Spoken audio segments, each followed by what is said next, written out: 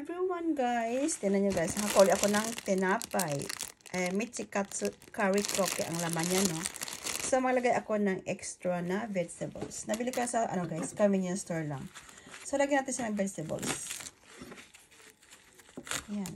Vegetables. Lagyan natin sa croque natin. Ano ito siya guys? Igoma. So, ano, lagyan natin ito sa sandwich natin. Bago pala ito guys, ano ko siya muna pala. Microwave ko siya ng 30 seconds. Toto.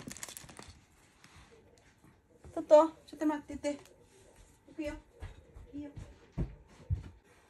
Dapat sana ang nilagay ko ito is cabbage. So, wala akong cabbage. Meron akong cabbage, so hindi ko pa na ano. So, ito lang ilagay ko na ang galing doon sa garden ko na iguma na vegetables. Eh, sure.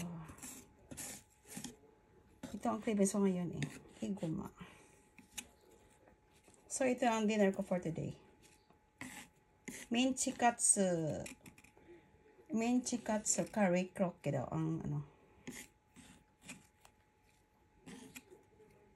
Para healthy naman natin, diba?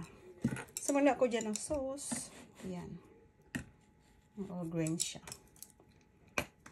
Konti lang ilagay natin. Ayoko ng maraming ano eh. Maraming sauce dyan. Ayan lang.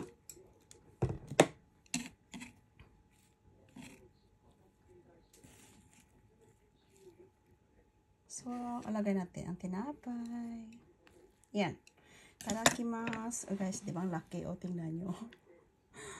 Dinner for today. Lucky, no? Tadakimasu. Yung tinapay ko. Lucky. Hindi ko ito maubos, no?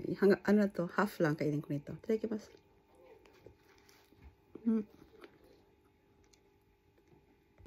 Tinapay ko.